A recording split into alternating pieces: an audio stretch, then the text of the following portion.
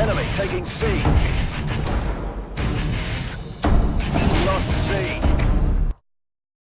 Hello YouTube, this is World of Roblox Pro, and I'm going to show you guys how to get a DNA bomb, because the map Detroit is really good for getting DNA bombs, and I'm just going to show you exactly what I do. So I do go 49-0 flawless, most of them are gun kills, of course, and now while I don't have an actual DNA class setup, I am using the normal AK-12 class that I always use. And guys, the AK-12 is definitely by far the best gun in this game. It's better than the BAL, and a lot of people don't use this gun. It's overlooked to some degree. And if you guys don't believe me, check out my previous video where I go into detail about why the AK-12 is, in fact, the best gun in the game in most circumstances. Now, getting DNA bombs, a lot of it has to do with knowing enemy spawns and enemy movements, and being aware of the map awareness is very important in any Call of Duty game, but especially important in Advanced Warfare and getting DNA bombs, because people can move around the map so much quicker in this game.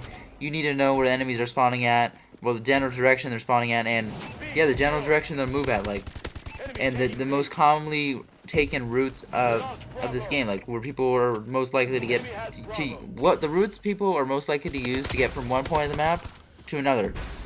And right now they're at A.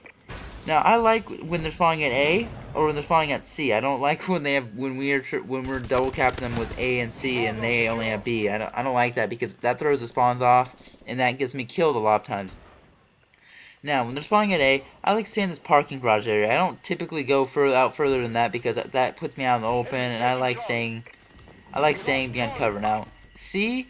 Now you saw they just took C, and C, I like the spawn. I prefer them spawning at C flag, because there's this office. There's this I think this is a school or something like that. I really don't know what it is, but yeah. So I like this building because there's this room right here with a window right here. I like this spot. And there's also another place with a window that overlooks C flag, and I like that area too. And also this hallway, I can just lay prone here, and people will just run right through. They run without aiming down sights. Like, it's funny how many times people run around corners not aiming down sights, not checking their corners, and that's kind of what gets them killed in this game. Okay, so we took C flag. Now they're gonna be spawning at A flag, and A flag, it's by no means a bad spawn. I just prefer C, but just knowing how to play this map, working your way over to A flag slowly is the best. You gotta play more conservatively than this game wants you to play. I mean, it doesn't matter that Sledgehammer gave us all these new Exo movements, Exo Boost, Exo Jump, Exo Stash, Exo Strafe, or whatever it's called, Exo Dodge.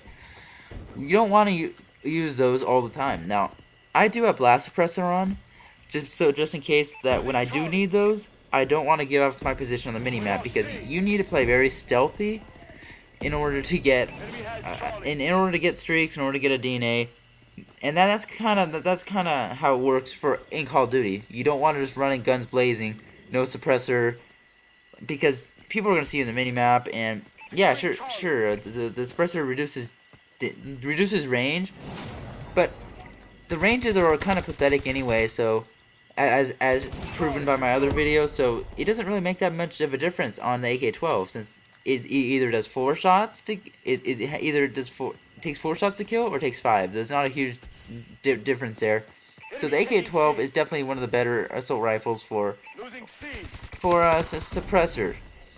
The other ones, they're okay. They're okay. I mean, all the assault rifles are good with suppressors, and I definitely recommend you run the suppressor, because if you don't, what will happen is you'll show off your position every time you use your gun, and to get a DNA, you need 30 gun kills. So that means you're showing up on the radar 30 times. And that's surely gonna get you killed off your streaks.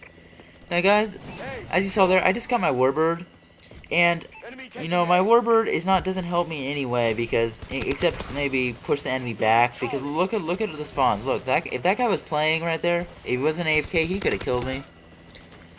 But as you see, like, okay, good. So they're taking C, and that's what I want. You don't want the enemy to only have B, because they start spawning everywhere. The spawns are thrown off, and you're likely to get killed. Like I could have got killed there if that guy was actually playing, if he wasn't AFK. So take out that shotgun guy, and you know, I could have got killed several times during this gameplay, but fortunately I don't get killed, because those shotgun guys running around, I think at least one of them is TAC-19 or something. Yeah, and I just lay prone here. So I have different spots, like, for different parts of... Yeah, see, so there's a guy running here. I know he's going to run through here because I have that... Someone has that threat detection on the UAV. And guys, as you see, I do have a Paladin, but I'm not calling it in because I definitely want to go for the DNA bomb. Like, yeah, I can get the DNA bomb at this point, and yeah, I just want to go for it. I don't really want... You know, I don't want... Like, the Paladin's a great streak and all, but... It takes me out of the action. It makes me, you know, somewhat likely to be killed. And none of the kills I get from it really count towards my DNA. They don't count at all towards my DNA, and they barely count before getting my next UAV. So definitely not worth using if you're going on a DNA thing. And okay, guys, here's Resurrection. So this is AKA the Camp God. So he gets a streak here, and he's still using the BAL, even though in my other video I kind of proved that the BAL is not that overpowered. Because the 3 kill range is terrible, but anyway, guys, shout out to him because he did help me get this DNA. I mean, yeah, so shout out to him. So I kept the first flag, not really for none other than my UAV, because you definitely want to get your UAVs. Your UAVs help with map awareness, and map awareness will help you get your streaks and your DNA. Now, I'm kind of used to enemy movements on the map because this map has a good flow to it. Like, there's the middle, there's the buildings on either side of the street. And, yeah, and this map flows pretty well. That's kind of how I know... That's how I know where the enemy's gonna, like, move. The enemy movements. Like, I can predict enemy movements, and... Like, you just need to know enemy movements, and, like, okay, so I'm in this area now. And what I'm gonna do is I'm gonna lay on the floor right here. Because people don't really expect me there. And now what I see is they're taking A flag, so I better go over to A because, you know, part of the getting DNA is a race against the clock. You're not only fighting the enemy, but you're fighting the clock because, you know, domination's been shortened basically because instead of reaching the 200 score limit, you have to reach a 10-minute time limit. But and if they took off the round-based domination and they just put a score limit back up at 200.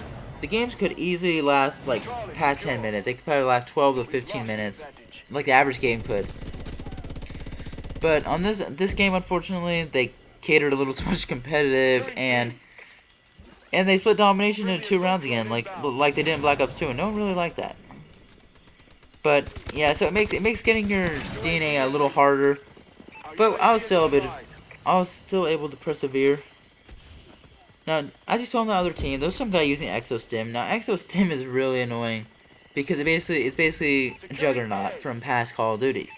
And Sledgehammer was like probably like, I wonder how we could sneak Juggernaut in this game. And yeah, they snuck it in the form of an Exo ability. So that can get you killed, and fortunately, it does not get me killed. Just shot that guy in the back, and see, I'm just kind of, you know, I'm just staying sort of in their spawn. You see, I have different spots. Yet I just kind of patrol. I have the parking garage for A flag, and this building for C flag. And that's what you gotta do in this game. So I knew that guy was coming around. I knew that guy was coming around the corner. He saw me, but he was just gonna check this room, and then he was gonna turn back. So I could tell, like, he wasn't actually gonna come in this room because he saw me and then he went back. And I don't really know. He could have killed me, but I'm not sure what he was doing. Being stupid, probably. Yeah, I have no idea what that guy was doing, but so I'm just laying prone on the floor again because, you know, I'm waiting for enemies because, you know, I would go to one spot, get a couple of kills there. Oh, and that guy could have hand cannoned me, like, oh, and that guy could have killed me too. You see, so many times I could have taken deaths in this game, but I don't, and that's fortunate because, you know, getting part of DNAs is just being lucky. If you're not lucky, well, it's not all about skill.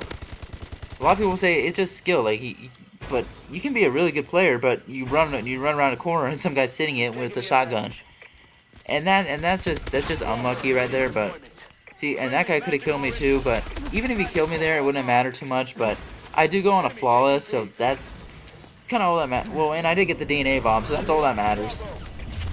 Whole map turns green. But the good thing about these DNA bombs versus the Chem Strike is that the fog quickly disappears. The problem with Ghost was whenever you got a Chem Strike, it would blind not only you, but it would blind the other team, and it was just not very pleasant. Even with a thermal sight, it didn't quite make up for the lack of visibility. So I'm hiding in the bed of the truck because that's one of the best hiding spots. I mean, no one's gonna think to check there. And I just call my paladin because I know that you know the game's about over. I might as well use my streaks. And this paladin setup's pretty good. Has 105mm and extra time. Those are the two best. Those are the two best attachments for this. But I would have added sleight of hand, but that has an extra 150 points. So that until they bring the patch that they put on Xbox One onto 360 and the last gen consoles, then I'll start using sleight of hand. Because in case you guys didn't know, they patched the score per kill on domination on Xbox One to 100 points per kill. And that's a good thing because it takes a lot of kills to get streaks in its current state of domination. So I mean, hopefully that patch comes soon because I'll definitely be getting a lot more streaks, buffing up my kill streaks. Yeah, but anyway, guys, that is the end of the gameplay here. I mean, I do go 49-0, and we win by 1 point. Like, and by the way, guys, you don't really want to play the objective too hard because if you do, it just you'll get killed off a flag and bye bye DNA bomb. So yeah, see, there's me. And guys, the AK-12 is definitely the best gun in the game, so I'd highly recommend you give it a try. So, anyway, guys, hope you liked it. If you did, don't forget to like and subscribe, and thanks for watching. This has been World at War, and see you guys later.